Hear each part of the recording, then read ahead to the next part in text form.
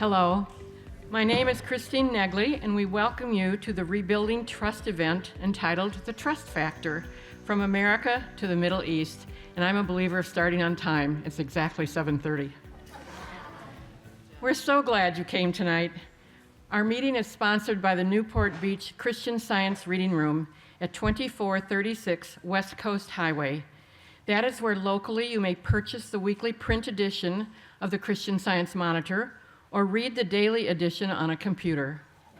We have a stellar panel tonight. They'll dig into the important element of trust that crosses global boundaries and links humanity together. Print copies of some of the articles are available on the tables at the back of the room, and they're all free tonight, so grab some as you leave.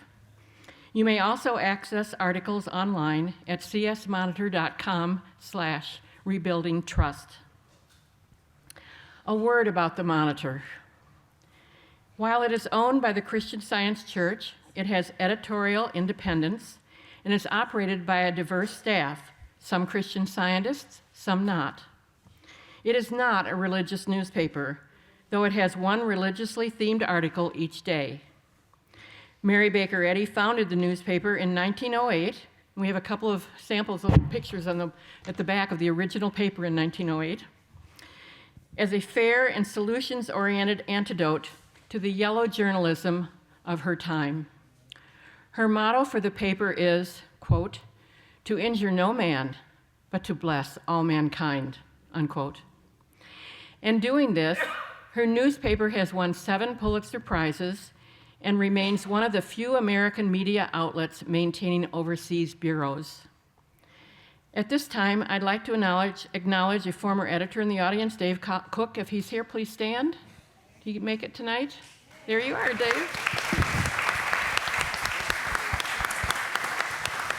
And I would also like to all the Monitor staffers, retired and current, who are in the audience to stand and be acknowledged. Come on, don't be shy.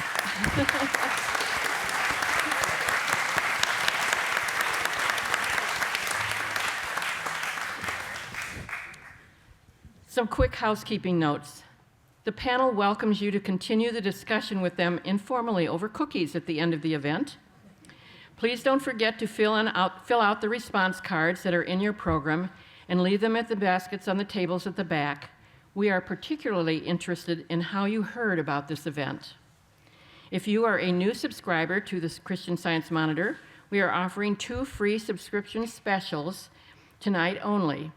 See the card in your program, that's the response card, the white card, and fill out the bottom of that card for the tonight only offer, which is a 6-month free offer to the online edition, and turn into the baskets at the back of the room. The other offer is the colored card that is next to the baskets that you can activate on your computer at home. And finally, restrooms are out the door, or the side door there on the right, and water is available on the tables at the back. And now, sit back and be inspired as we learn about the element of trust.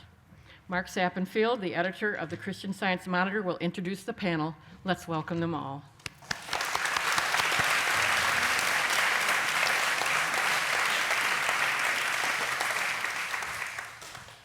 Well, we're so glad to be here tonight. So glad you are all here tonight. So glad that Christine set all of this up. Thank you, Christine. This is amazing. There's a lot of people contributing, but wouldn't have happened without Christine.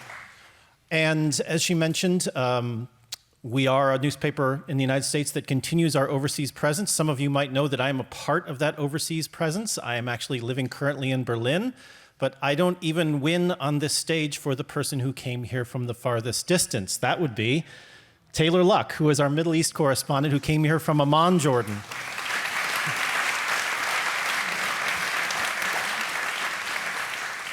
And I also can't say that, Dave Cook is my favorite former editor, because we have another former editor on the stage with us here tonight. You win the prize for the least far coming, Marshall Ingwerson. But who is your favorite? And then Francine here has been working in DC for a long time, covering Congress. Now you're here, you're living in Pasadena, you're covering Southern California, and just so great to have you here.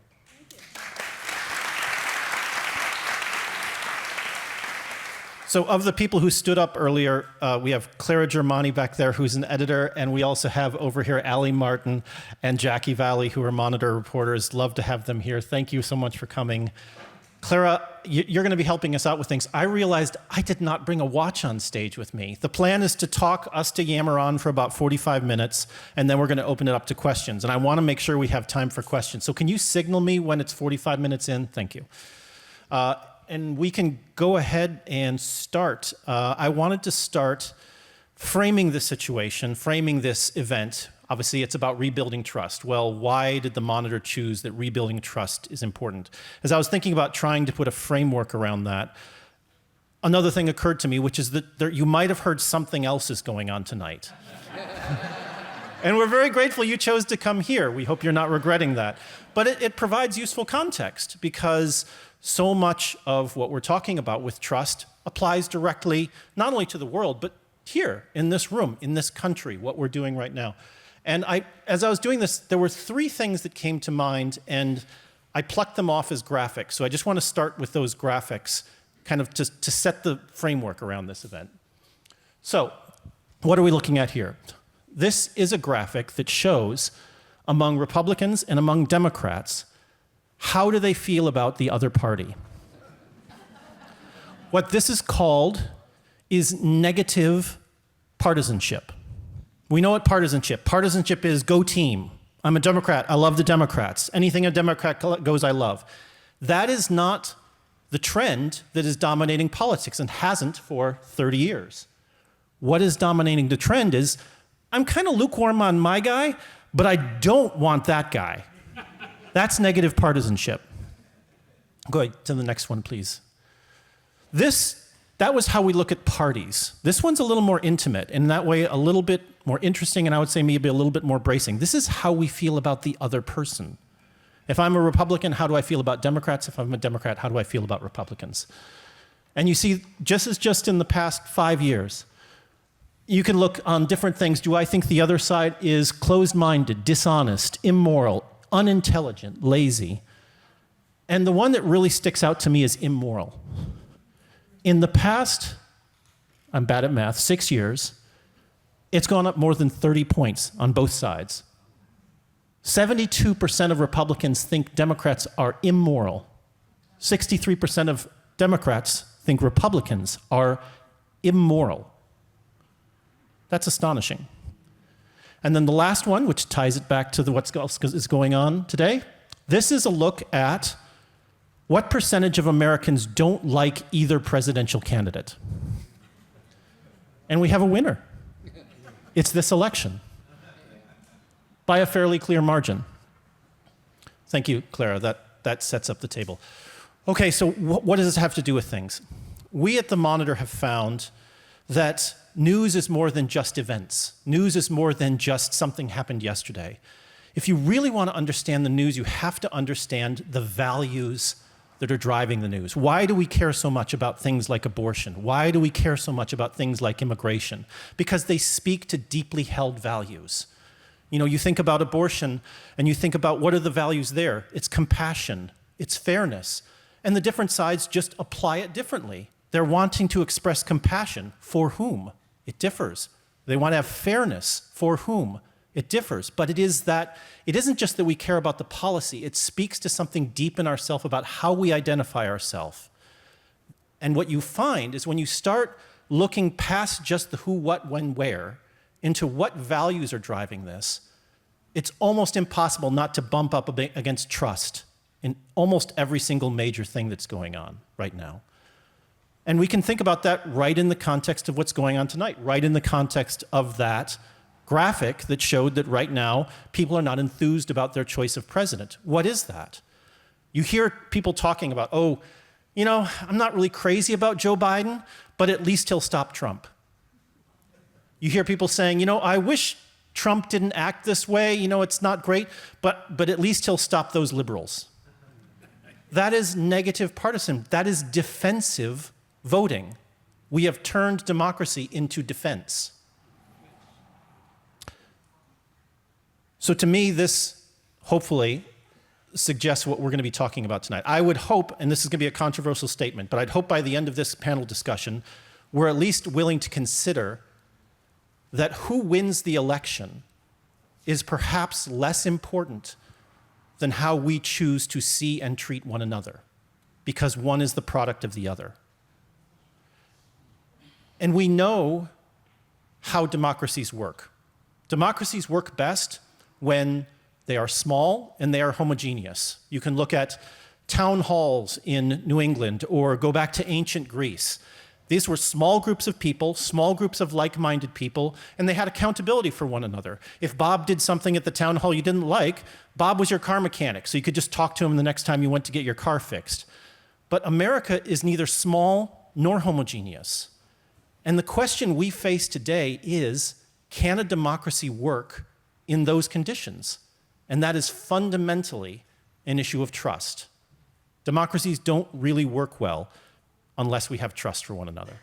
And just to kind of start the conversation, when we did our Rebuilding Trust series, we wanted to have an article really kick things off to kind of provide a large framework around what is this really about? And Marshall, you wrote that for us, and you did an excellent job. So kind of give me a sense of what you found in that and just kind of lay the groundwork. What are we talking about here? When we're talking about trust, what are we getting at? Yeah, so is this on? Big picture, you said democracy doesn't really work without trust. In a way, nothing works without trust. So trust basically is the answer to this question. Do you believe that most people, most of the time, will do the right thing? Or can you never be too careful? And that question literally has been asked for decades in this country and all over the world. And so you had very clear patterns and trends on the levels of, that's general social trust. This country, the US, tends to rank kind of in the high middle in a global picture on general social trust. Now there's something more specific, which is trust in government, trust in institutions. You can ask that same question, but plug in the Congress, the whole government, the president, journalists, the news media, the courts, whatever. So trust in the government and institutions is not the same thing, but it's a very close cousin. You can't have high trust in government if you don't have high social trust. In terms of, so trust is really critical for, it keeps costs down. It makes everything go smoothly. It's basically the lubricant that that makes the world go round. It sort of makes everything work. And as an example, the extremely high trust country of Denmark, an economist found that up to 25% of the nation's total wealth could be attributed to just their high trust levels, their unusually high trust levels. And you think about that, it means things you don't have to sort of double check on, things you don't have to, they're just a higher confidence level. It also means that there's a higher level of optimism in general, because there's the sense that we'll work this out. This may be a difficult problem, but everybody's gonna sort of do their best and we'll figure it out. So you see it in sort of the national level of optimism. So on this trust in government or institutional trust, the United States ranking is abysmal. It wasn't always thus.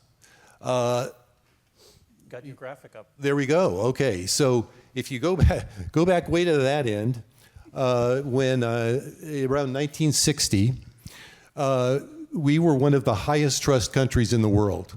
We were at positively Scandinavian levels of high trust. It was Norman Rockwell's America. And then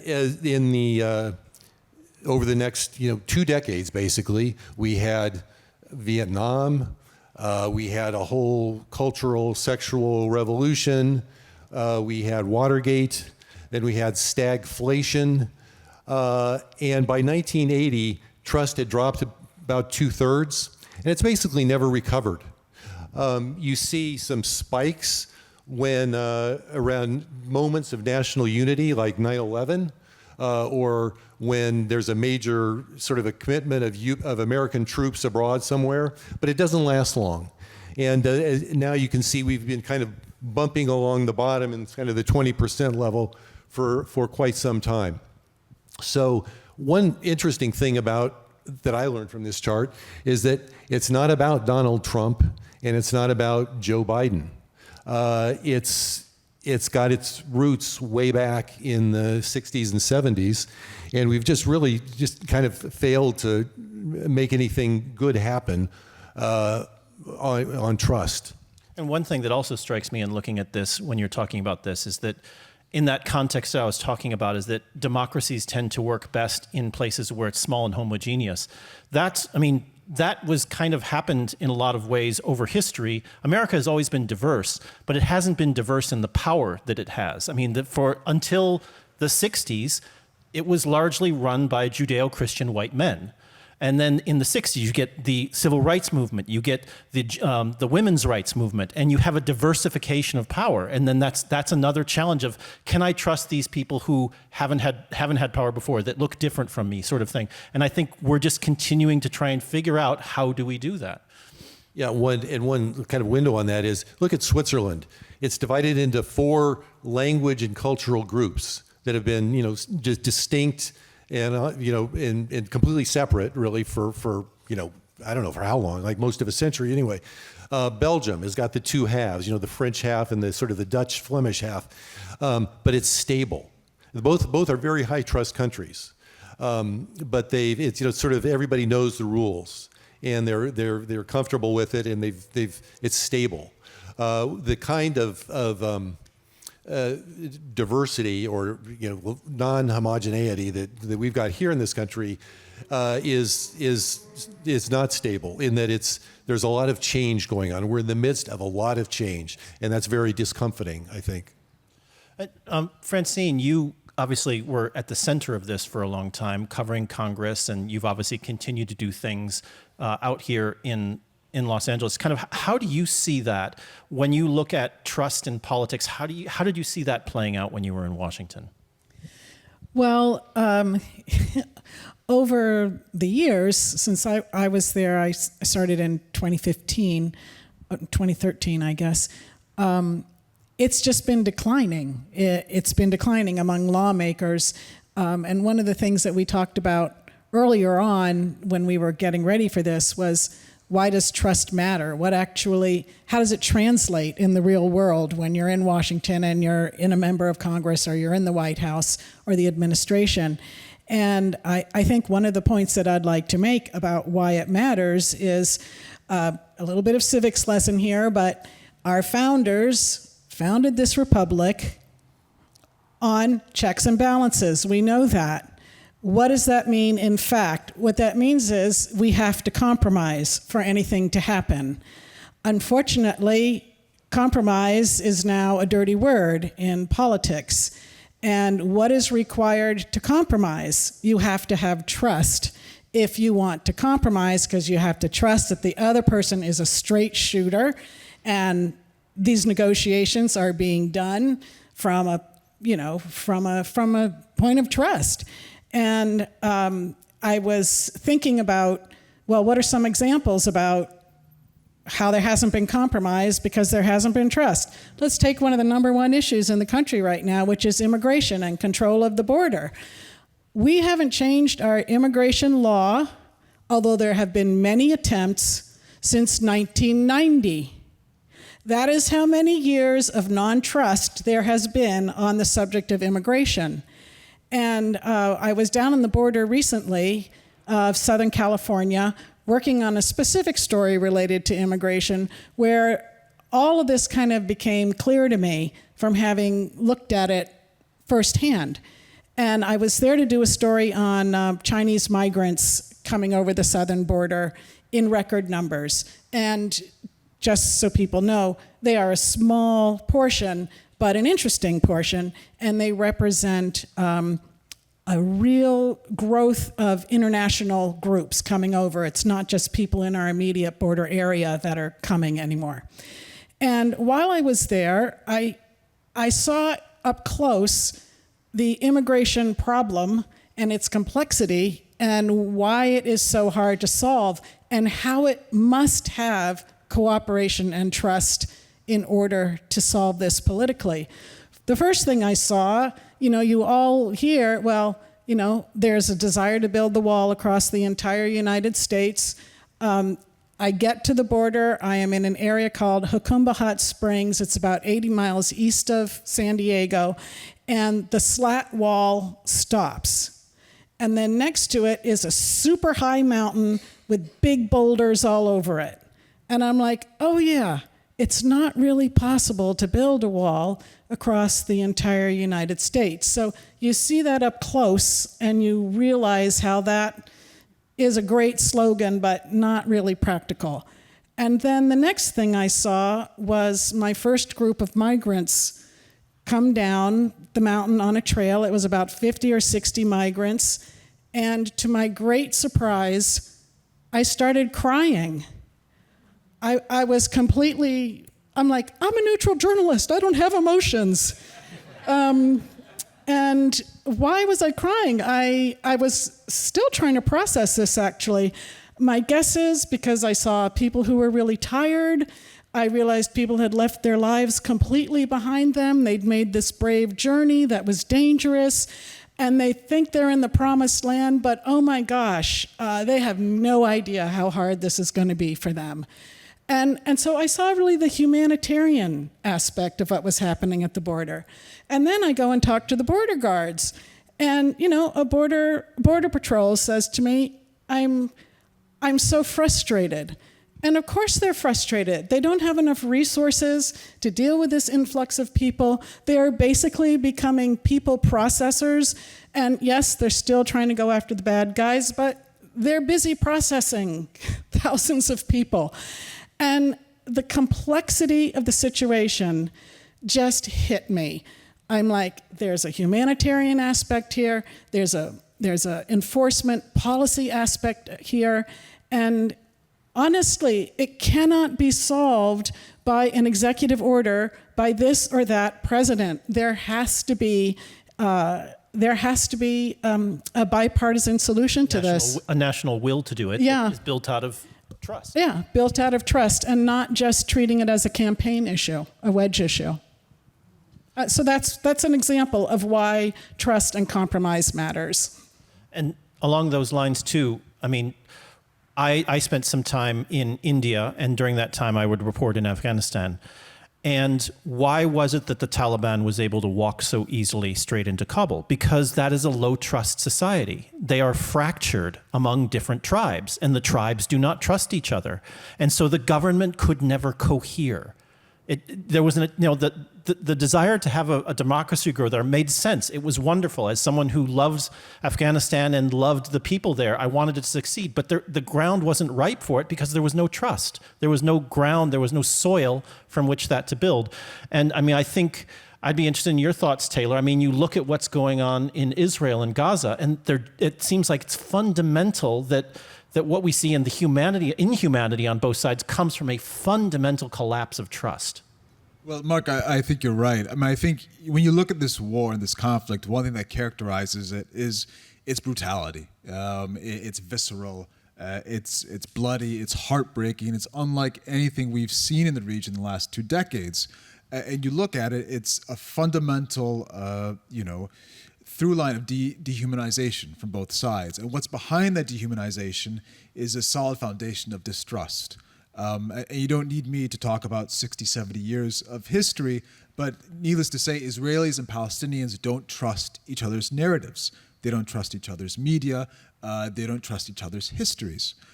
So when this brutal war broke out, on both sides, you found Israelis and Palestinians actively working to discredit the other side's narrative, to find little discrepancies, to start putting in doubt what actually happened on October 7th, or what's actually happening in Gaza. For example, one of the reported atrocities on October 7th was the decapitation of 40 infants, which was basically a twisting of what actually occurred was the killing of 40 minors, children and teenagers, including 2 infants. So for the Palestinians, the Palestinian media, they grabbed that as proof as, see, that didn't actually occur. That was just, fabrication. Another example is when the IDF did an internal investigation that revealed that they had... The IDF being the Israeli Defense Force. Yes, the Israeli Defense Force fired on one of the homes in the southern kibbutzes where Hamas was holed up. Again, was grabbed on by Palestinians as to see the Israelis committed those atrocities and murders, not Hamas. And on the flip side, Israeli media has been very quick to kind of discredit the casualty figures in Gaza. President Biden has echoed some of that. But a lot of the figures provided by the Ministry of Health in Gaza is used by the UN and the State Department because it's based off a system that they have. But recently there was a reclassification by the UN, whereas before they put missing, presumed to be dead, with the total amount of people killed. They now have 2 separate numbers. One, which is the death toll. One is the of confirmed deaths. The other one is included the 7,000 to 10,000 people believed to be under the rubble, which the Israeli media grabbed onto as proof. As you see, there isn't that many civilian deaths. Therefore, most people killed are Hamas. Therefore. And so this is permeating across both sides. And so what's happening in this process is when you devalue the other side's losses and trauma, you devalue their humanity. When you deny their truths, you deny their humanity. And that process, with the fog of war, with polarization, makes it easy to say, well, look, whatever you do in that policy, it's worth it. We don't believe that there's civilian losses on the other side, and our security is at stake. Therefore, any policy, we don't care what the ramifications are. And so even on the personal level, when it trickles down, even people who had close relationships, Israelis and Palestinians, have kind of torn apart by this. So this may sound familiar to some people here in America, this type of conversation. That's what I was going to say. Well, and I hear it time and time again, but just a real quick example, when me and other Monitor reporters stay in Jerusalem, we stay at the YMCA, and across the street there are taxis lined up to take people down to the airport or Allenby Bridge to Jordan. And so there are 2 taxi drivers there, and they've been friends for 30 years. One's a Jerusalemite Palestinian, the other is an Israeli Jew. And their friendship had gone through the ups and downs of the peace process and the Second Intifada, but October 7th broke that friendship. So one time I rode down with David, who's the Israeli Jew, taxi driver, and he told me that, look, the war in Gaza is horrible. Of course, I'm against the killing civilians, but my friend Yusuf, I thought he was my friend. He didn't call me when October 7th happened. He won't condemn Hamas. He can't see that our children and our relatives were killed. How can I ever speak to this person? Another time I rode with Yusuf, who was the Palestinian driver, and he said, Dave and I were friends for 30 years, but I can't talk to him. We Palestinians and Arab Israelis can't talk to Israeli Jews because if we say anything about the civilian deaths in Gaza, they say we're pro-Hamas. He hasn't said anything about all the children being killed in Gaza. How can we have a common framework to talk about if he won't condemn the genocide in Gaza? So these are 2 people who recognized on each side. I mean, the Palestinian driver, he condemned Hamas and the killing of Israeli civilians to me. The Israeli Jewish driver condemned the killing of civilians in Gaza, but they were unwilling to admit it or acknowledge it to each other until the other extended the empathy first. They were unwilling to kind of take that risk and extend empathy until they were assured that they would get it in return. And so that type of distrust, if that's on the basic individual level, that has really repercussions across society. But just multiplied over and over and over again, and then you get where the situation is. Let alone the ideologues. I mean, these are people who are, that's without the ideologues and the troublemakers. Yeah. And it brings to mind, as you were talking about that, I have a friend who I met through the Monitor. As the editor, as you might imagine, I get emails from people all the time. And this was someone who emailed me repeatedly to tell me that they thought the Monitor was crazy. She's a strong conservative, and she stopped subscribing to the Monitor. She said, I can't read it. But she's a wonderful woman. So we just kept talking, and we had things to share. And so recently, she's big into classical music and comes to Europe. So she came to Berlin, and we went out and had lunch, and it was very pleasant, and walked around Berlin. And she was telling a story kind of like that. She was saying, I have friends now who won't talk to me because I will vote for Trump. And she said, I don't love Trump or anything, but he stands for values that I want to make sure are protected. They just said, I won't talk. And it's the same thing. And I don't want to be alarmist, but folks, this is the path we're on.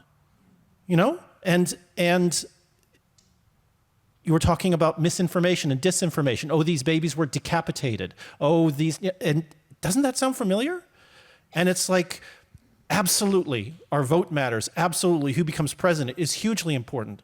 But longer term, we don't want to be on that path anymore.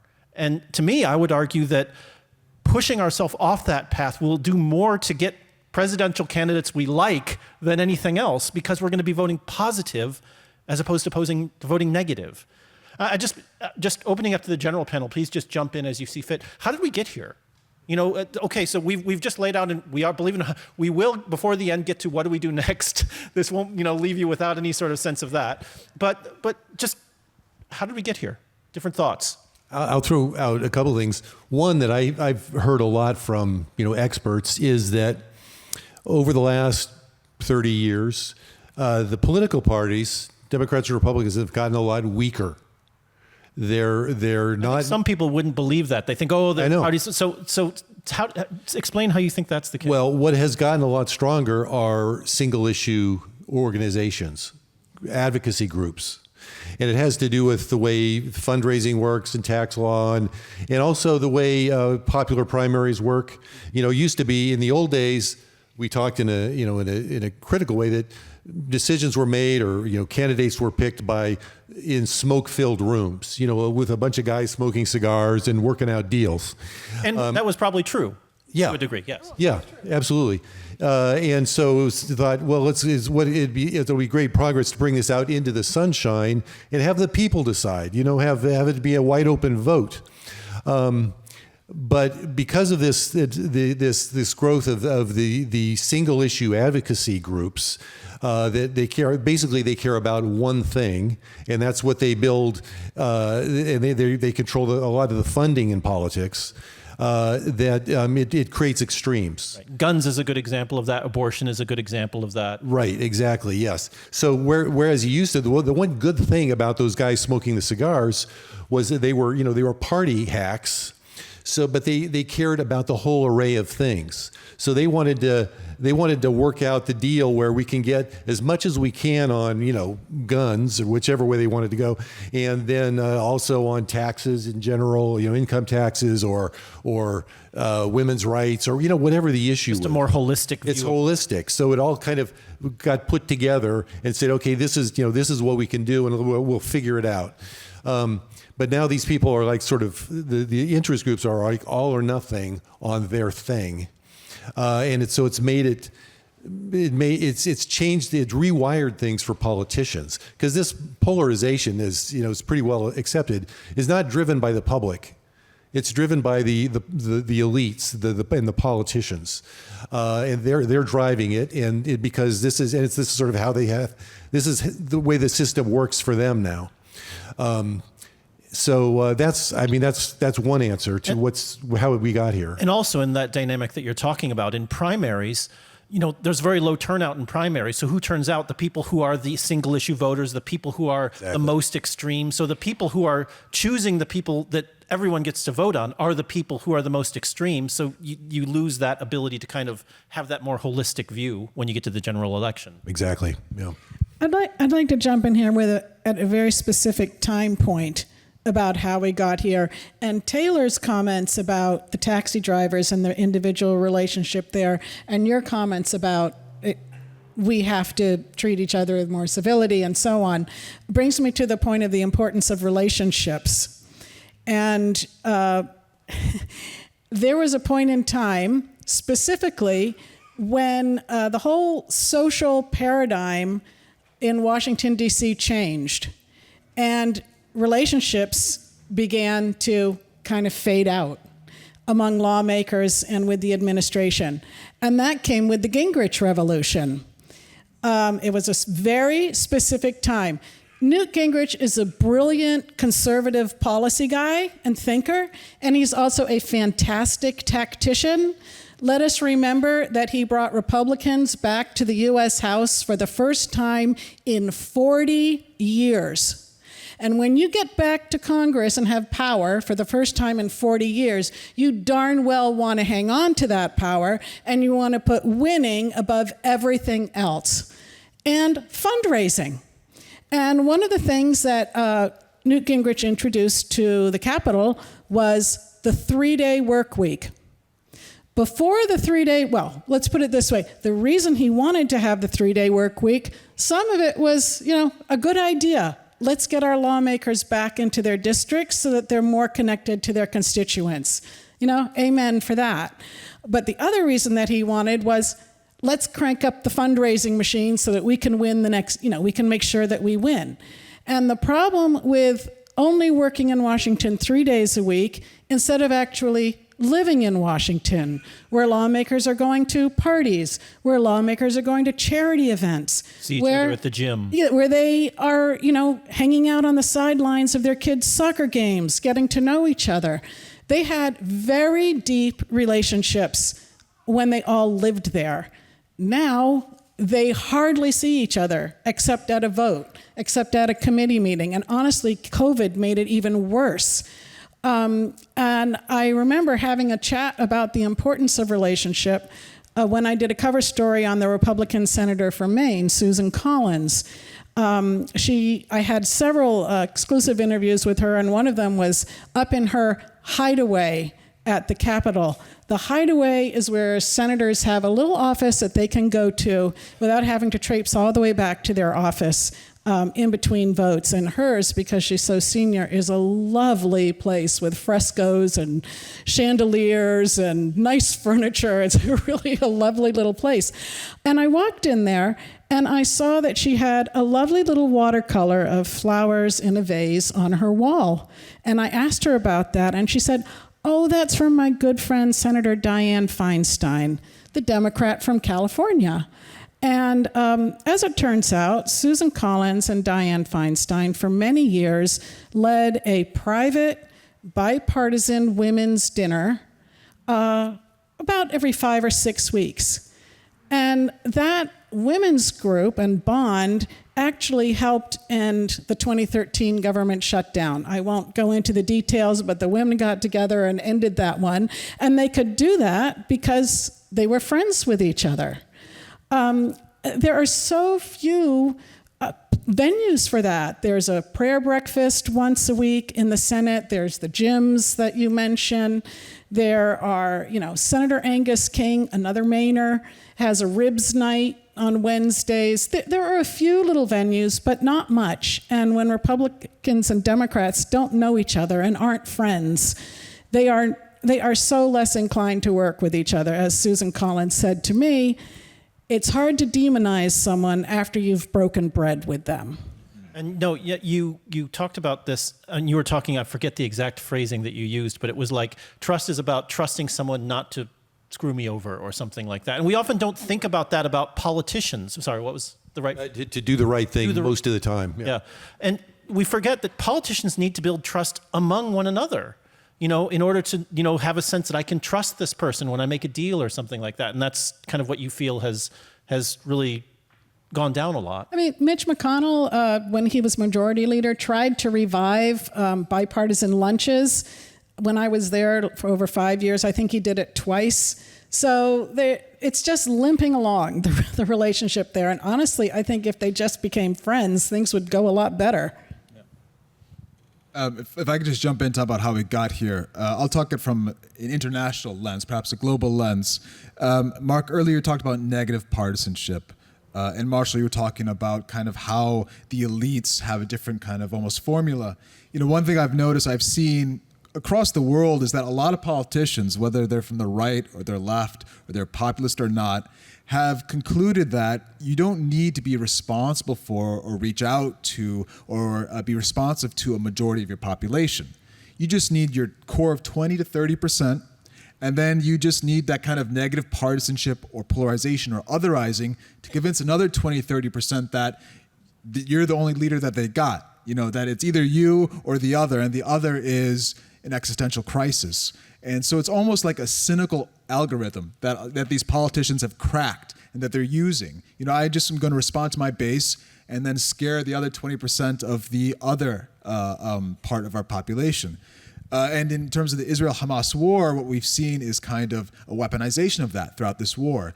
I mean, just before October 7th, Netanyahu was far from popular amongst the Israeli public, and Hamas and Yahya Sinwar were far from popular amongst Gazans. And we forget in Israel, from January 2023 to early October, they had nightly protests for their democracy, protesting against Netanyahu's overhaul of the judiciary, which was in fact a change of the constitution. And in Gaza, there were protests against Hamas in July and August against their misrule, corruption, and kind of autocratic rule.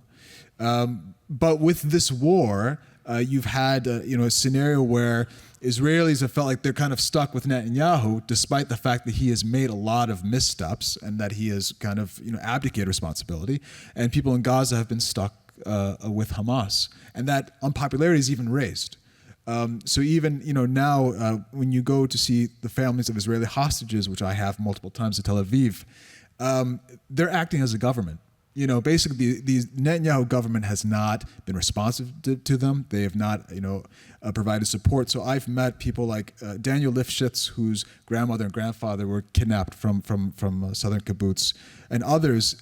They are acting as statesmen. They're meeting with heads of state. They're acting as PR people, reaching out to the media. They've all quit their jobs, and they're working 24/7 to get their families home. And now Netanyahu has been kind of a obstacle to that. So not only are they have to act as their own government, they have to go around their own government to try to, push for a ceasefire deal. And on the opposite side, we've done multiple stories of the anger in Gaza towards Hamas. But again, we've seen these two leaders, in terms of Sinwar and Hamas and Netanyahu, looking at the kind of playing field and saying, well, if the war stops, the amount of ire and unpopularity means And people focus on me. People focus on me. For Netanyahu, that's losing his coalition and losing his immunity and facing a court case. And for Sinwar, if he doesn't have real gains, they'll have a real reckoning of why did you start this war. So not to be too glib about it, but in a way, Hamas and Netanyahu need each other. They need this war to continue. This war could have ended, or at least they've gotten a ceasefire agreement in February, or perhaps even January. But because of those two, they found ways to create space. So, I mean, the last few months of the war have really just been for personal reasons. Clara, can I do a quick time check? 3 minutes? Okay, so we'll... that's fine. We might go a little bit over just because the solutions part is, I'm sure, the part that people want to get into most. But to be honest, it's really hard. One of the best stories I felt from the Rebuilding Trust series was one done by Stephen Humphreys. He went to a town in Washington State that was very divided based on these culture war issues. And the only way they could find to get back together was to pick up trash. And the woman basically said, I want to do something that no one can say is partisan, just that's so far away. And it's like, no one likes trash. And so she got people from both sides to go and pick up trash. And it's worked, but the divisions are still there. But it's hard work. And that's kind of the concluding question for you all, in just your different spheres and kind of you looking more broadly and you looking at California and US politics and then the Middle East and abroad. Where do we go from here? Well, I'll throw something out. An example that I ran into is Ireland. And Ireland is comparable to the U.S. in a lot of ways. It's a relatively rich country that also has strong religious roots, which is actually very unusual across the world. But high trust country through the early 2000s. It was a Celtic tiger, if you remember that. And then when the big crash came, the 2008 financial crash, they took a huge hit, and trust fell precipitously. But since then, they've rebuilt it, sort of block by block.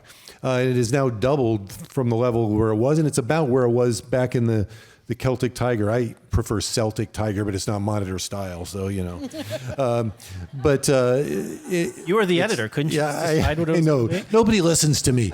I understand, believe me. Yeah, I just.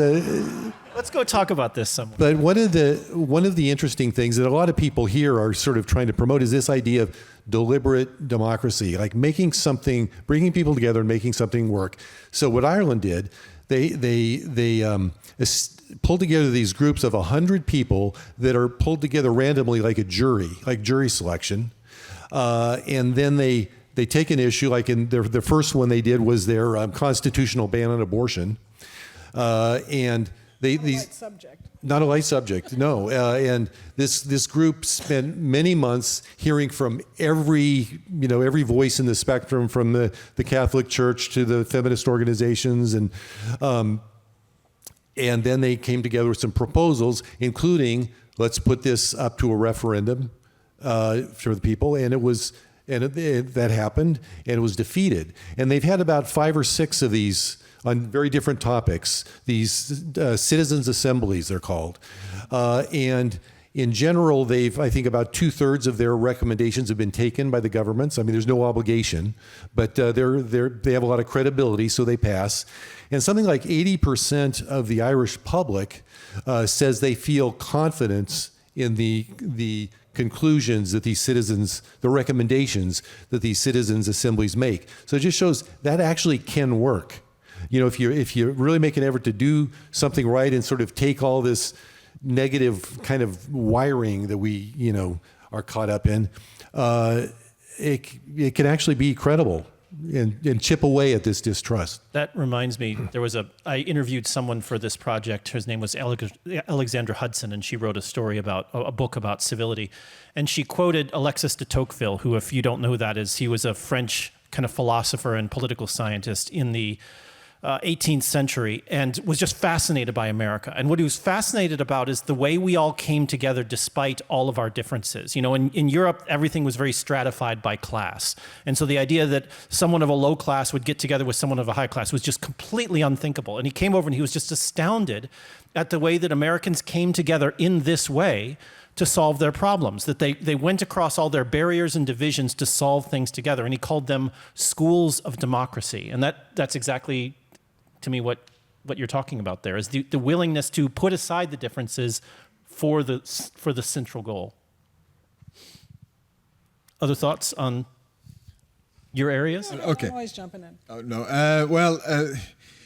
I mean, for me, I think it's clear from what I see on the ground is that when you get away from the noise, when you get away from the politicians and the ideologues and the media, sorry to say, average people are willing to reach out across the other side, that there are decent people who want a decent life for themselves and to do the decent thing. Kind of like the people in the Citizens' Assembly. Exactly. It's people outside of the elites and things. Most people in this country too are moderate. Yeah.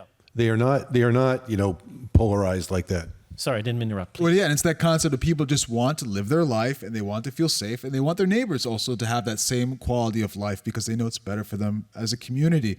So one example of that, those daily interactions, is prior to October 7th, there were 180,000 Palestinian workers from the West Bank working in Israel and 20,000 Palestinians from Gaza working in Israel as part of a 2-year pilot project.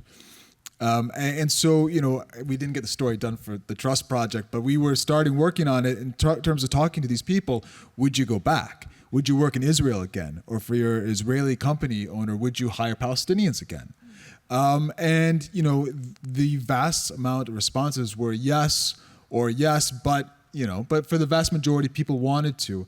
And one thing I came away with, for example, for the Palestinian workers, they would say, well, look, we went there, we learned Hebrew, our cultures vary the same. Our religious moral values are the same. We get each other. We're a good fit. Eventually, we're going to be working together, whether it's in a one-state solution or a two-state solution. There's no reason why we can't work and coexist now.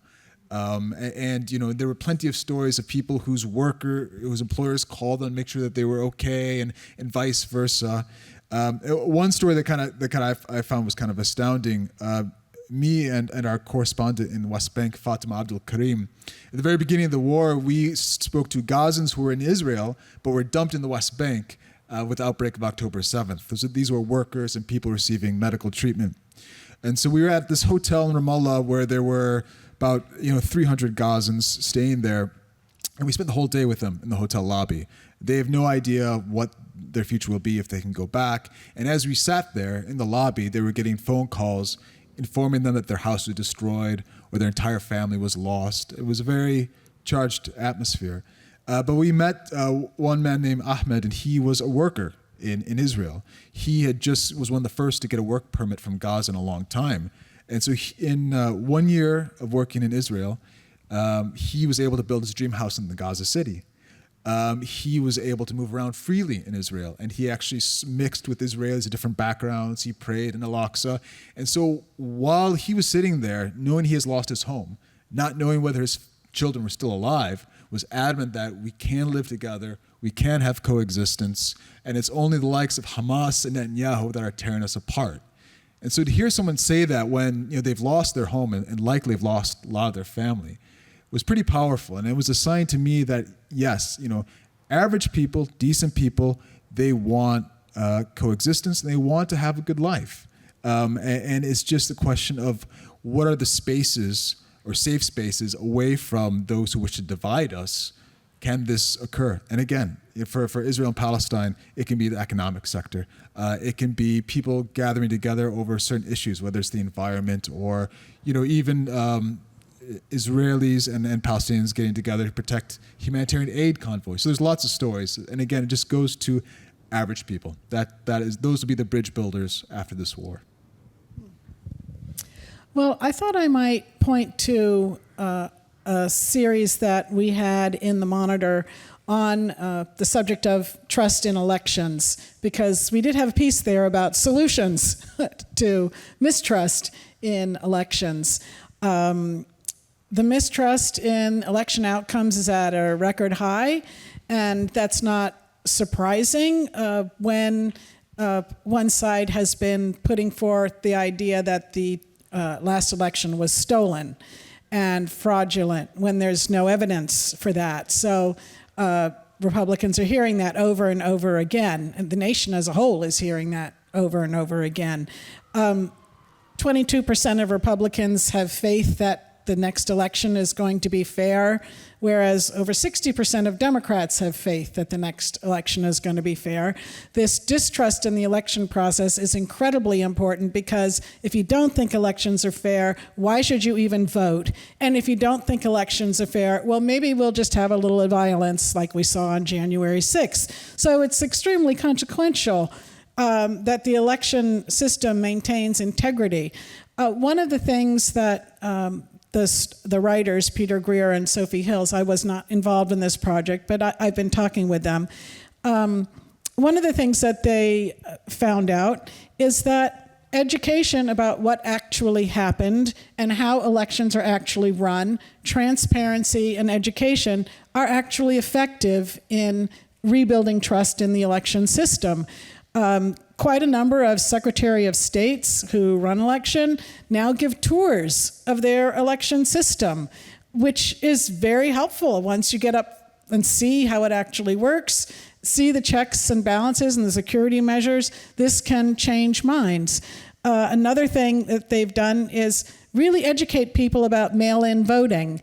That is problematic in the minds of many, because during COVID, all of a sudden there was an explosion in mail-in voting, and people were concerned about the potential for fraud. So state secretaries of state, they explain, well, we have a check against signatures, we have barcodes on ballots, and we check them, make sure that they're not voting twice.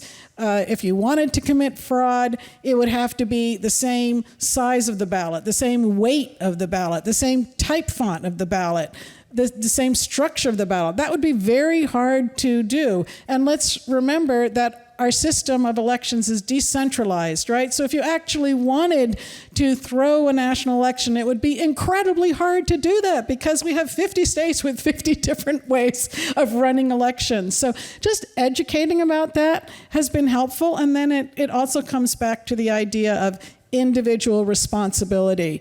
If you want to see how elections are run, go be a poll worker. Get a look under the hood, see how the engine's working. And people, when they do that and they've never done it before, are amazed that it's a pretty decent system. Didn't you have an experience like that? I wish I had. But what I did learn, Mark, was that one of the points brought out in the article was most people are satisfied with their own polling place. It's the other guy. It's the other state. It's the other county. Those are the bad guys. Fraud everywhere.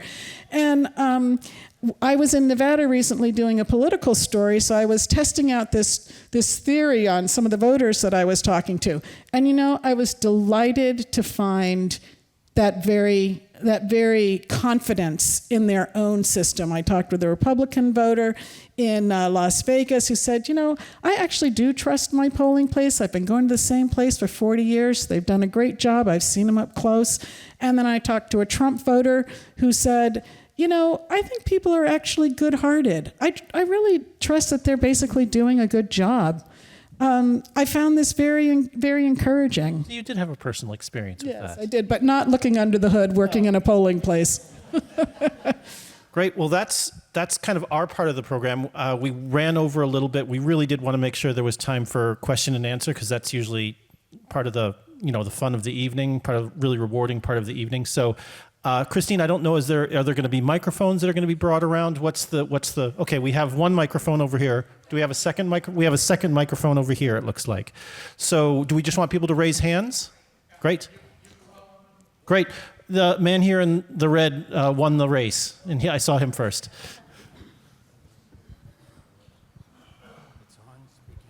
Thank you. So there's sort of an elephant in the room in terms of trust, which I think it's an elephant in the room that y'all didn't address, and that is money in politics. You mentioned the PACs, single issue PACs, the NRA, APAC, a lot of others. Money in politics. You lobby, used to be called bribery, now it's called lobby. That's a big problem in terms of trust. The politicians are beholden to them, not to their constituents. Love to hear your thoughts. Yeah, I'd say Francine or Marshall, my sense is just from different perspectives, you might have seen stuff about that. Well, I don't know a lot about that, frankly. I mean, I probably read a lot of the stuff you read. What I don't know, what I'd be interested in knowing is, was it ever better? Or are we more attuned to it now? In other words, I mean, some stuff has happened about like the Supreme Court decision that ruled spending on campaigns is free speech, but a lot of that stuff had happened, over the years, over the decades here in the country. Before we try some states and other places tried to restrict it. In other words, so what I don't know is if, our standards are always rising, and in some cases maybe they've been foiled, but I don't know if it was ever really better than that, or we just got more sensitive to it, and I honestly I just don't know that. But in approaching it, if I were going to research that question, I think that's where I'd start. What's really changed? what's the baseline there?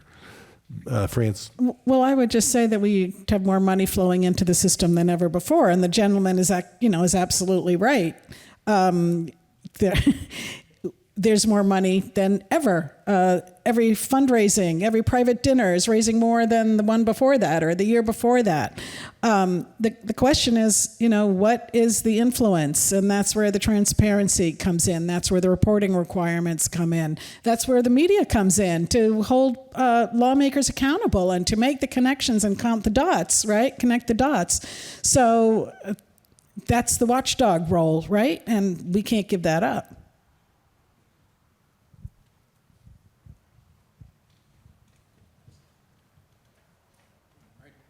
Yes, in the kind of gray, brownish shirt. Thank you very much for this wonderful session. My name is Salam, and that translates to peace, shalom. I love the focus on the trust, and I believe trust is a foundation for peace around the world. And I attended an interfaith session. I do a lot, and a question was raised about justice. definition of justice, which really, I believe, a good foundation for trust also. And you mentioned fairness. And, some people think justice is a perception, or what do you believe? And I'm of a Muslim faith, and we have a saying, and I think it's most of the faiths, love for others what you would love for yourself, and hate for others what would you hate for yourself. And I think if we practice that in reality, trust would grow tremendously and peace would grow tremendously. So I wanted your thought about trying to implement that. And it kind of starts with me. And if everybody says justice should start with me by giving, and I believe giving creates giving, what do you think taking that approach? My immediate thought on that is that, Taylor, you've done so much good work around the idea of building community and the communities in the area of the world that you are, and how fundamentally they do build trust among one another, and kind of the way. Do you have any thoughts on that sense and kind of? Well, I mean, I think, one of the cornerstones perhaps of justice, and like you said, starting with yourself, I mean, a cornerstone of justice is also acknowledging, right? Acknowledging an injustice has happened. And I think that is kind of a core of the mistrust and distrust, is people unwilling to admit. It's almost as if you admit an injustice has happened, that therefore, you're a lesser person, or... Well, it was like with your taxi drivers. Yeah. They were waiting for someone to acknowledge the injustice. And I think that can go a long way. And I think it's not justice, is not about necessarily reparations. I mean, for an example, I've spoken to a lot of Palestinians in refugee camps in the West Bank. And for them, when you talk to them a lot, they admit, okay, the right of returning to our lost home won't happen. But we just want admission and acknowledgement that we lost our homes, that we're refugees. So I think there's a real powerful importance of acknowledgement of truth, of having that acknowledgement of that injustice. And what you're talking about there, just for people who have it, is when Israel's created, many Palestinians were moved out of their homes and nothing was ever done in terms of restitution or reconciliation. Exactly.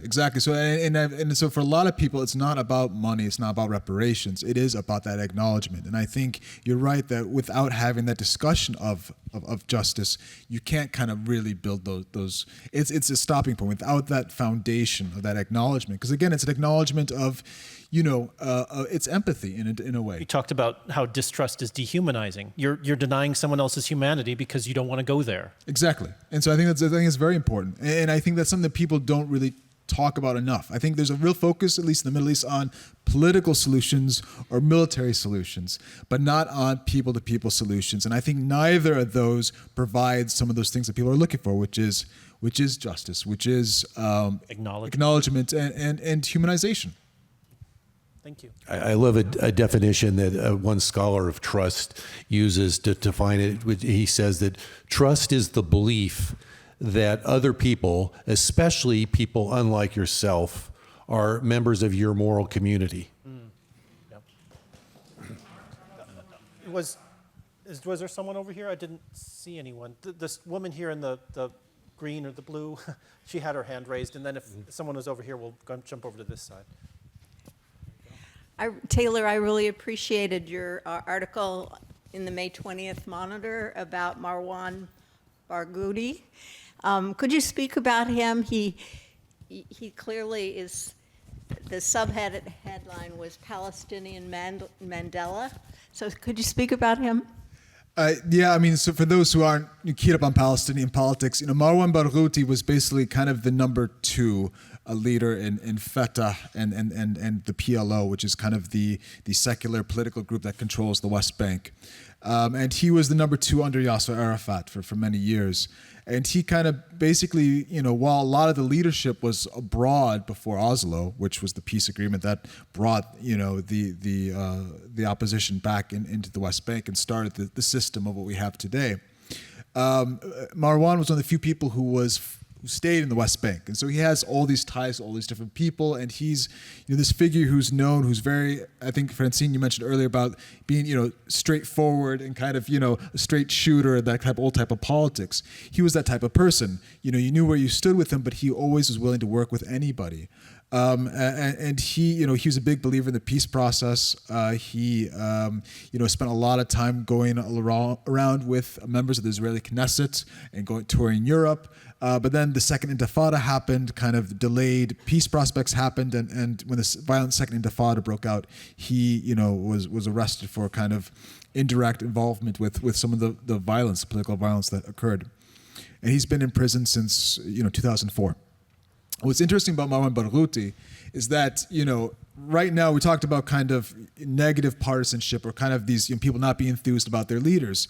He's the one leader that Palestinians are enthused about, and he's behind bars. So, for example, I'll just talk real quick about a poll. Right now, the most recent polls of Palestinians, if there was a matchup for the presidency between Mahmoud Abbas, who's the head of the West Bank Palestinian Authority, and the leader of Hamas, the Hamas leader would win 49%.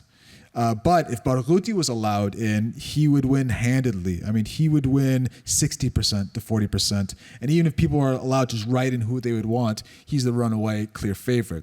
So this is one of those instances where the preferred candidate that people want is not being allowed to run. It's kind of being denied. But because he's considered a unifier. I mean, even Hamas voters would vote for him. And that's something that's very, very rare. And again, it's that kind of fatalism where you feel like you're stuck with those two bad options. There's a common saying, we don't want no Hamas, no Abbas, because they feel like they're stuck with this paradigm.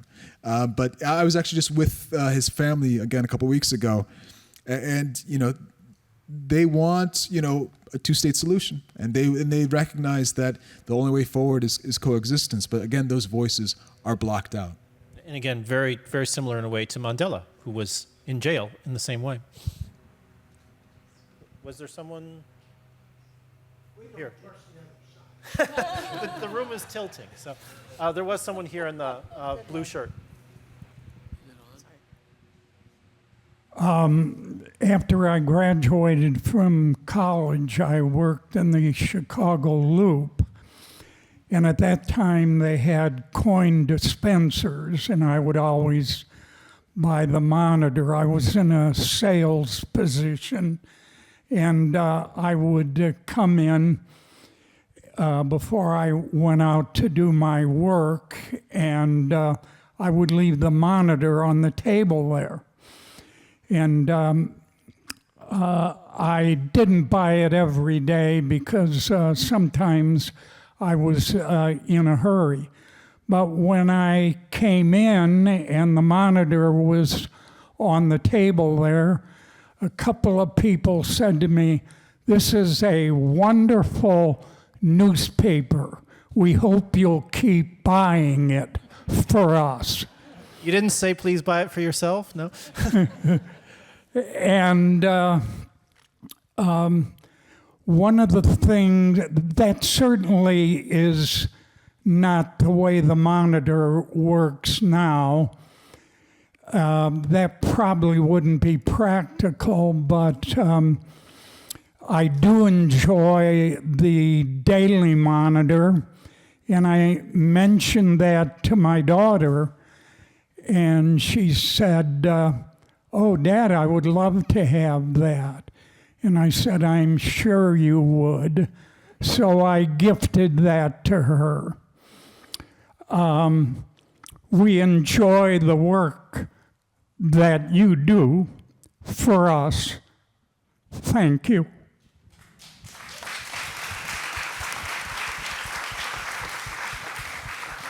That wasn't a question, but you raised something really important, which I just want to pause for a second about, is that we find generally the most successful way for the Monitor to grow is hand to hand.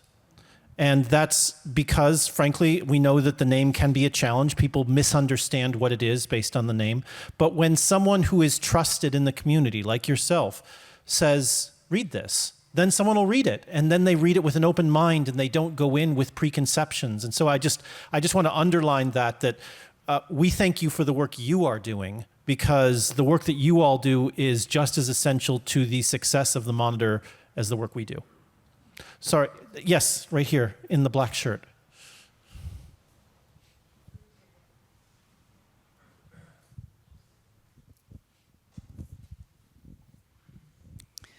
piggybacking on that idea, it is incredible that we have reporters like Taylor Luck, and I believe it's Scott Peterson, that are stationed in these different places to report, because it makes an entirely different news report by having that. So thank you for making that commitment to good news. That's the church. So they're Yeah. willing to pay for that. So we're grateful to the church for doing that. Yeah, and so my question is, are some of these articles being picked up by other newspapers? Because I've seen that before at times, and I just wonder how we can encourage more of that, because my husband and I try to read both sides of the argument, and we always love the Monitor's take on it, and it just would be so good if there was an opportunity to continue to support that.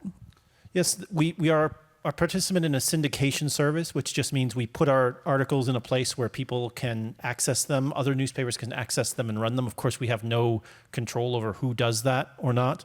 There have been efforts in the past. I've been at the Monitor for 27, 28 years now, and there have been efforts to try and be more intentional about creating opportunities to share. I think what's interrupted a lot of that recently, and we don't need to get into details about this, but the near collapse of the journalism industry in the past 20 years has kind of scrambled everything, and pretty much everyone is just trying to find where our footing is now. And so I think things like that have been a little bit on the back burner, where we've been really focusing on how do we get people to actually become subscribers and things. And it's all holistic. It's all of a piece. But that still continues to be something we've thought about, but probably has gone on the back burner a little bit just for the moment, because we're trying to figure out other things too. Oh, sure. And, I could be really mean, and Lauren Crandall, who's a big part of our promotions, is here today, but I'm not going to put you on the spot, Lauren, so don't worry about it. If you want to come and take the microphone, you're welcome to. But we also do, again, thank you, Francine, that's a really good point. Because the industry has been scrambled so much, you're right, that is happening, just in different ways than before. Like, for example, you think about what we call in the industry aggregators. These are people who don't actually publish their own content, but kind of take content from other places and share it. One of the biggest ones is called Apple News. So if you have an Apple iPhone, there's a little icon there that is on a white background with a red N. Apple doesn't write any news. What they do is they kind of aggregate stories from all over the internet and then publish them. And we have a really good relationship with Apple News. So sometimes on the order of tens of thousands, sometimes the order of hundreds of thousands of people on Apple News will read articles that have been syndicated on Apple News that are the Monitor. So you're right, that is happening. It is happening, and I'm thinking in the old school way, and I should be thinking in the new school way. Mark, if I could just jump in real quick. I mean, talking about what makes the Monitor's coverage so special and kind of the support of the church and the Monitor. Our Middle East coverage isn't just me. I mean, we have very talented Ghada Abdel Fattah in Gaza, reporting from Gaza. We have Fatima Abdel Karim reporting from the West Bank. And from Israel, recently we had Neri Zelber, and hopefully we'll have someone else soon from Israel. And they're driving our stories. I think a lot of news publications, they will just have someone that they would consider a fixer, or someone who just feeds them information. And what's a fixer? I'm not sure people know what a fixer. Journalism lingo, but like someone that just provides them, does, for lack of a better word, the grunt work for them, and provides them material information they turn into a story. In our setup, we have Palestinian and Israeli journalists driving the stories. We ask them, what do you see as the most important story? What are you seeing in Gaza? What do you see in the West Bank? What about Israeli society? So what we at the Monitor are getting is views on the ground from people of their own societies, of the conflict. And that's something you don't get with other publications. And that's also, you've talked about this. This has enabled you to break news in that area, because rather than just reporting from a distance, or just reporting on the American view of it, or reporting on the different narratives, by really trying to authentically get in and report from that place, people are seeing different stories that they aren't seeing in other outlets. And you've talked about people giving you feedback about that. Yeah, we're regularly beating the larger publications, because, again, we're liberated from just saying, oh, well, Biden said this. Well, what's the kind of impact on the ground? Well, no, we're saying what are the changes? How are people's moods and perceptions shifting towards Hamas, for example, in Gaza? Or what's kind of changing in Israel? And that is kind of really what's breaking ground. So I think it's not just good journalism and good humanity, but it's also it's a way to kind of really get breaking news. Yes, here in the front, you had a question. Just coming with the microphone. I like your shirt. I like your shirt. When I come to California, I always make sure to get in and out as much as I can. Oh, I just thank you all for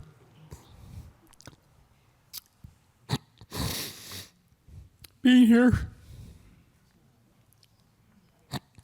And I guess because I've known Marshall a long time, I think I've always known him and always appreciated his point of view and his goodness. And you that came so far, thank you for coming so far. Thank you. Of course. No, and that's why we do it. Thank you. I mean, the things that we talk about apply to us, too. I mean, the Monitor tries to build a community based on trust and those things, and it's hard. And I mean, just like my friend who came to visit me in Berlin who doesn't subscribe anymore, you know, that's okay, you know, but she should still trust the people who work here, you know, and recognize maybe we're not doing the way she would do it, but we can still have a relationship. We can still build a community, and I think... We're glad you're here. I enjoy talking to strangers a lot about lots of things, you know, and I have neighbors that I can talk politics and religion, and we respect each other. That's great. Sure, wherever you're pointing, I will go. Yeah, we sure appreciate you folks. And I, if I may, suggest the possibility for a follow-up event. The fear factor. A number of comments tonight have kind of pointed to that for me. There's this increased sensitivity that we have. Our bubbles are being popped. The bubbles we were living in are being popped. And I think there's this general fear that's on the rise. And why? Why am I afraid? And I could talk at length, you know, about that question and possible responses. And then how do we respond? How do I become less afraid? How are people in Gaza trying to become less afraid? It's a very interesting topic, and I think it directly ties to trust. It's really part two. At least that's what I'm feeling after this great event. Thank you. And obviously, we don't have the answer to that because we haven't prepared for that. But one of the things that Marshall said, if I was to say what's my first kind of blush answer to that question, I would kind of go back to what Marshall said. Is to me, the pace of change that's happening right now is extraordinary. And you know, the country is changing, the world is changing, and it's changing really fast and in ways that can feel out of control, can feel uncomfortable. And when that happens, the natural tendency is to draw into oneself and to be afraid. And I think, you know, we've always dealt with change, but it strikes me that specifically with like social media and regular media, and it's all in our face to a degree that is unprecedented in human history. And I think in that way, in some ways, we're being asked to mature as a society. Because if we're going to take in all this information, we have to be able to take it in a way that's responsible, or else we shouldn't take it in. And so that becomes then, you're kind of like the teenager. You know, it's like my son plays video games all hours of the day. And you know, is that good? And how do we find a balance there? And so I think on some level, unless we're willing to be, you know, step back, then we need to accept the responsibility. And part of that, I think, helps you overcome the fear, would be my sense. I don't know if you have any thoughts on that based on kind of your thoughts and comments. I actually think that's exactly right. And one illustration of that is that on a number of issues, a lot of this polarization is actually not about issues. It's not that people have moved farther apart. It's just that they've become, it's like the red and blue, Republican, Democrat, it's like Yankees versus the Mets. It's just one's your team and one's the other team, and you know, both New Yorkers. For New Yorkers, yeah, we could say the Red Sox versus the Yankees probably, but it's about, you know, why would you compromise with somebody when you want to win? It's an identity thing, but it's the pace of change that I think is not the issues that are really driving it, but in a lot of the issues where distance has opened up. A couple examples would be gay marriage or gun rights. The distance between Republicans and Democrats has actually, say over the last decade, opened up a little bit further, but they're actually moving in the same direction. So both parties are slightly lower on gun rights, or are less supportive of gun rights, but the Democrats have just dropped a lot more than Republicans. Both parties, the majority, support gay marriage, but the Democrats have moved, are much higher than Republicans. So there's the gaps there, but they're kind of moving in the same direction. So in a sense, it's a Question of degree. Yeah, it's not about where are we going. It's just that, can we slow this down? Here, in the black shirt.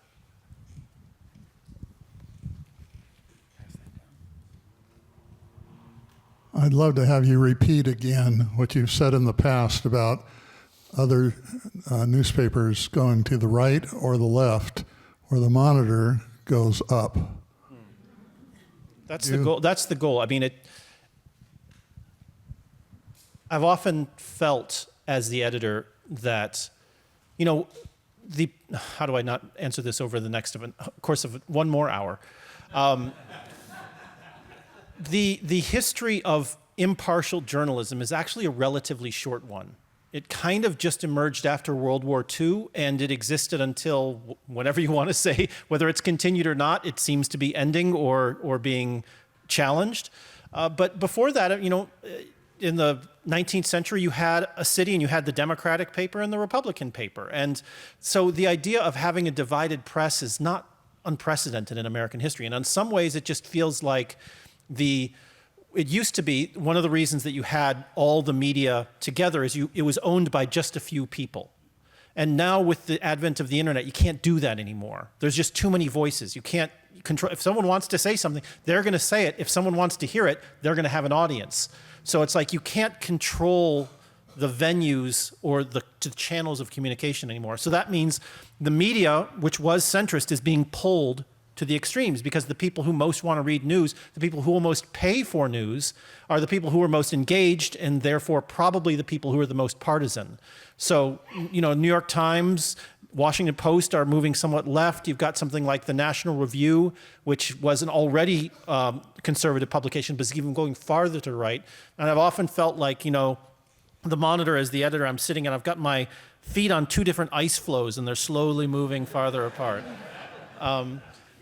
But that's, we kind of can't not do that. It's that we have no option. And my sense, this goes back to the values conversation, is that I don't mean to be too deconstructionist about this, but I kind of think the word fair has kind of lost its meaning, because it is literally impossible to write something that everyone is going to think is fair. So it really comes down to what values do you hold as an organization? How can you be honest and transparent about them? And my sense is, so I asked myself that question, and kind of what you said was my answer to it, is that I think that if we're just on the level of policy and these things, that's not what really divides us. What divides us are the deeper things. So whether you want to say go down deeper or go up higher, they amount to the same thing. Is if you want to be a publication that is still trying to reach out to everyone, then the old way doesn't work anymore. You have to find a new foundation, and we're exploring that and trying. I think I wouldn't mind jumping in here from kind of being on the field, out in the field, and trying to be fair in America's political polarized area today. And just I know you won't toot your own home, but you take this very, very seriously. I do. I really do. It's my highest thing that I care about, right along with accuracy. And it is really getting hard to get access now, because you can get shut out. I was experiencing this almost exclusively on the Republican side, for a couple of election cycles, being shut out of a rally that was public, or being shut out of a luncheon that I had had permission to go to. But I was just in Nevada reporting on something, and the Democratic senator's spokesperson was like body checking me. She just wouldn't let me get close to the senator, even though I was wanting to ask a question about something she has been talking about, which is housing. It wasn't going to be a gotcha bad question. It was actually something that she would want to be asked about. Heaven forbid it was constructive. I know. Who thought the media could do that? So it's really happening on both sides now. But the way I've tried to approach this as a journalist, I'll mention two cases. They both are on the Republican side, but in any case, in 2016, so this was the Trump Hillary Clinton election. I was invited and I got permission to attend a women's Republicans luncheon in Raleigh, North Carolina. And I was very excited about going to this and went, and I was allowed in. It was a luncheon and a buffet. But every time I tried to approach some of the women in the buffet line, they all said, "We don't want to talk to you. The media, fake news. We don't want to talk to you." And the way I overcame that one was I literally explained what the Monitor is. I explained our history. I explained my own personal values. I explained our journal. I did a lot of explaining about what the Monitor is, and I did that as I went down the line. And then I also said, and I promised to send you a copy of my story, and you can judge for yourself whether you think I've been fair. I actually do that with every single source I ever talk to, whether I use them or not. At the end of my story, I send them. And it takes me a long time to do that. But anyway, I'm so glad that those women then opened up and talked to me, and that I was able to go to the luncheon, because it was at that luncheon in August of 2026 when people were still saying Donald Trump couldn't possibly win, that I heard a lady get up and say, "Well, I've got my Trump signs here, and look, people are telling me they're too embarrassed to put the Trump signs on their lawn, but they're promising me that they're going to actually vote for him once they get into the privacy of the voting booth." So that, for me as a journalist, I was so glad I'd done that groundwork to go to the trouble of explaining who we are, because it was really important that I heard what was happening. I was on the scene. I was able to see that undercurrent that didn't want to admit that they were going to vote for Donald Trump, that actually did vote for Donald Trump. And I mean, that gives you a truer sense of what's going on, because of course the media was shocked by what happened. Yeah. But I mean, you got an insight into, hey, maybe what we're hearing, there's more to the story than that. Yeah. Oh yes, I think you were next. And then we'll get into the back corner. And Christine, how much longer do you want this to go? Two more questions. Okay, so we'll get you, and then in the back there. PBS, Washington Week, the Monitor used to be on it every Friday, 7 o'clock. I think that might be your foundation, your audience. There are people that think, people that read, people that could respect the Monitor. It would be seen by a lot of people. I would imagine that it, like other programs, you've tried to get a spokesperson, somebody to be featured there or at least appear there. What has happened with those efforts, if you've made those efforts?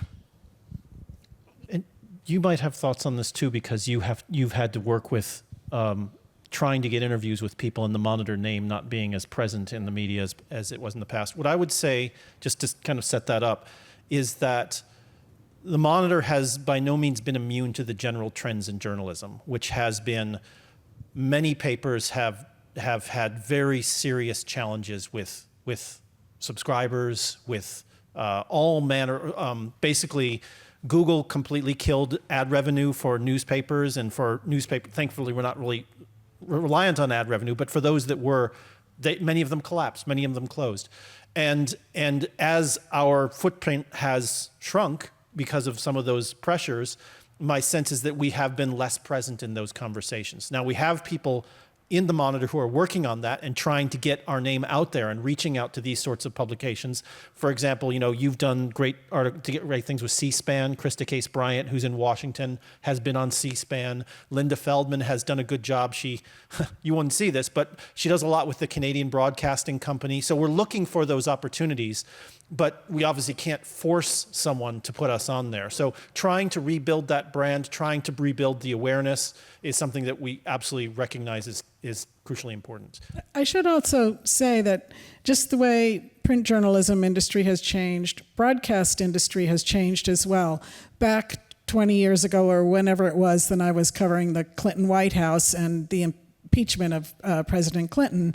I used to get called all the time to be on MSNBC and Fox and different shows, right? If you look at these news shows now, they have their own panel of journalists that are on those shows. They're not calling around town and wanting to get this person or that person and filling a slot. No, they have their own stable that is on all the time, regularly. It's really difficult to break into that once they all have their own stable.